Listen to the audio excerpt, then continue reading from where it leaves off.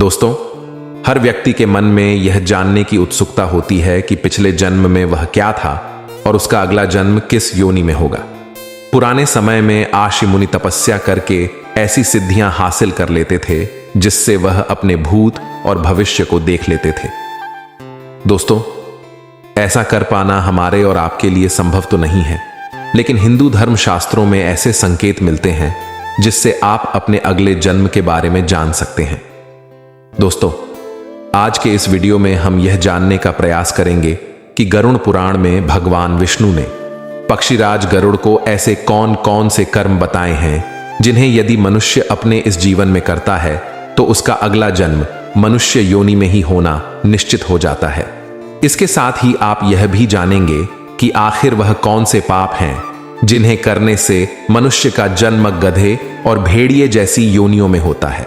नमस्कार दोस्तों, स्वागत है आपका हमारे चैनल ज्ञान रामू टिप्स में। आपसे अनुरोध है कि चैनल को सब्सक्राइब कर ले और कमेंट बॉक्स में जय श्री नारायण लिखकर परमात्मा को अपना आभार व्यक्त करें। दोस्तों, हिंदू धर्म शास्त्रों में मनुष्य का जन्म मिलना बहुत ही कठिन बताया गया है, क्योंकि पूरे 84 लाख योनियों में मनुष्य ही वह योनि है जिसमें सोच, विचार कर सही निर्णय लेने की शक्ति होती है। इस योनि में किए हुए कर्मों से ही आपका अगला जन्म जुड़ा होता है। मनुष्य योनि में जो कर्म किए जाते हैं, इन्हें भोगने के लिए ही मनुष्य का जन्म अन्य योनियों में होता है। दोस्तों, गरुड़ पुराण की बात करें तो इसमें मनुष्य के हर कर्म का लेखा जोखा दिया गया है, जो न केवल उसके पाप और पुण्य का निर्धारण करते हैं, बल्कि मरने के बाद मिलने वाले कष्ट और अगले जन्म में मिलने वाली योनि के बारे में भी बताते हैं। गरुड़ पुराण में लिखा है कि अच्छे या बुरे सभी कर्मों के फल संसार में जन्म लेने वाले हर जीव को मिलना निश्चित है। मनुष्य का अधिकार केवल कर्म करना है, फल देना परमात्मा का कर्तव्य है। भगवान श्री कृष्ण ने भी गीता में यही बताया है। इतना ही नहीं, गरुड़ पुराण के अनुसार मनुष्य अगले जन्म में किस योनि में जन्म लेगा, यह भी उसकी मृत्यु से पहले ही तय हो जाता है, और यह तय होता है मनुष्य के द्वारा उस जीवन में किए गए कर्मों के आधार पर। तो चलिए सबसे पहले ये जान लेते हैं कि किन कर्मों को करने से कौन सी योनि में जन्म मिलता है। दोस्तों, सबसे पहले आपको यह स्पष्ट कर दूं कि इस जन्म में मनुष्य योनि मिलने का अर्थ यह नहीं है कि आपका अगला जन्म भी मनुष्य योनि में ही होगा। गरुड़ पुराण के अनुसार जो अच्छे कर्म करते हैं, केवल उन्हें ही मानव जीवन मिलता है। जो मनुष्य अच्छे कर्म नहीं करते, उनका अगला जन्म उनके कर्मों के आधार पर 84 लाख योनियों में किसी भी योनि में मिलता है। अनेकों योनियों में भटकने के बाद अंत में फिर से उनका जन्म मानव शरीर के साथ होता है। दोस्तों, मनुष्य के अगले जन्म के विषय में गरुड़ पुराण में एक कथा का उल्लेख मिलता है। इस कथा के अनुसार एक बार महर्षि वेद व्यास ने आर्षियों से पूछा कि किस कर्म से कौन सी योनि में जन्म मिलता है। सबके विचार सुनने के बाद उन्होंने ऋषियों को इसकी विस्तार पूर्वक जानकारी दी और यह भी बताया कि मनुष्य जन्म प्राप्त करने के लिए किस प्रकार के कर्म करने चाहिए। वेद व्यास जी ने बताया कि जो भी व्यक्ति पराई स्त्री के साथ संबंध बनाता है और हमेशा ही स्त्री का अपमान करता है, उसे भयानक नरक भोगना पड़ता है। इसके बाद ऐसा करने वाले मनुष्य को 11 कर कई अलग अलग योनियों में जन्म लेकर उसके कष्ट उठाने पड़ते हैं। महर्षि वेद व्यास ने बताया कि मनुष्य को हर स्त्री का आदर करना चाहिए, चाहे वह पराई क्यों ना हो। स्त्री का निरादर करने वाले सबसे पहले भेड़िए के रूप में जन्म लेते हैं।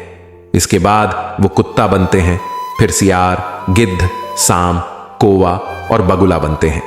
इन सभी योनियों में जन्म लेने के बाद उन्हें फिर से मनुष्य योनि में जन्म मिलता है। महर्षि ने बताया कि बड़ा भाई हमेशा पिता तुल्य होता है, इसलिए वह सदैव भी आदरणीय है। कभी भी किसी भी परिस्थिति में उसका अनादर नहीं करना चाहिए, अन्यथा कौच नामक पक्षी के रूप में जन्म लेना पड़ता है। कौच पक्षी का जीवन काल 10 वर्षों का होता है।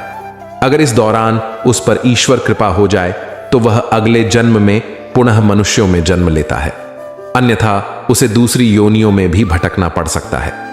महर्षि वेद व्यास ऋषियों को आगे बताते हैं कि चोरी करना हमेशा ही गलत है, फिर चाहे वो स्वर्ण की हो या फिर वस्त्र की, चोरी करना हमेशा ही पतित कर्म है। चोरी करने वाले मनुष्य को इसका परिणाम भी अपने जीवन काल में ही भुगतना पड़ता है।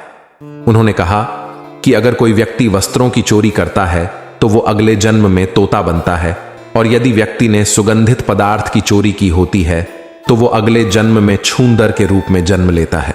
इसलिए दोस्तों, किसी भी परिस्थिति में की गई चोरी को सही नहीं ठहराया जा सकता, और ऐसा करने वालों को इसके गंभीर परिणाम भुगतने ही पड़ते हैं। महर्षि आगे बताते हैं कि अगर कोई व्यक्ति किसी की हत्या या कोई दूसरा जघन्य अपराध करता है तो उसका अगला जन्म गधे की योनि में होता है।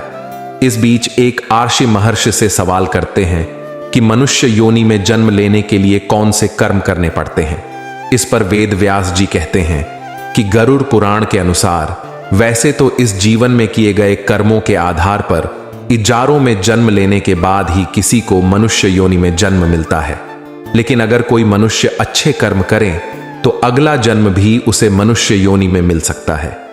जो व्यक्ति समाज के हित के लिए कार्यशील रहता है, सदैव दूसरों की मदद करता है, पशु पक्षियों और अन्य जीवों पर दया करता है, जरूरतमंदों की सहायता करता है और बिना किसी स्वार्थ के संचित धन का उपयोग धार्मिक कार्यों के लिए करता है, ऐसे व्यक्ति का अगला जन्म भी मनुष्य योनि में होना तय है। दोस्तों, इसके अलावा गरुड़ पुराण में यह भी बताया गया है कि मनुष्य के अंतिम समय में मनुष्य की आसक्ति जिए चीज की ओर होती है, उसका अगला जन्म भी उसी पर निर्भर करता है। यदि कोई व्यक्ति मृत्यु के अंतिम क्षण में किसी स्त्री को याद करते हुए प्राण त्याग देता है तो उसके अगले जन्म में उसका स्त्री बनना निश्चित है। जो व्यक्ति अपने अंतिम क्षण में ईश्वर का नाम लेता है तो वह मुक्ति के मार्ग पर अग्रसर हो जाता है। हंस का अर्थ यह हुआ कि मृत्यु के अंतिम क्षण में जो विचार आते हैं व्यक्ति के अगले जन्म का आधार बनते हैं। इसीलिए शास्त्रों में कहा गया है कि मरते समय हमेशा श्री हरि सच्चिदानंद स्वरूप भगवान विष्णु का जाप करना चाहिए। दोस्तों, उम्मीद करता हूं कि आपको समझ आया होगा कि किन कर्मों के कारण मनुष्य जन्म मिलता है। अगर यह बातें आपको समझ आई हो तो वीडियो को लाइक करें और अपने बंधु बांधव को शेयर करें, और ऐसे ही वीडियोस को देखने के लिए हमारे चैनल ज्ञान रामू टिप्स को सब्सक्राइब कर लीजिए। जय श्रीमन नारायण। राधे राधे। आइए मिलते हैं अगली वीडियो में।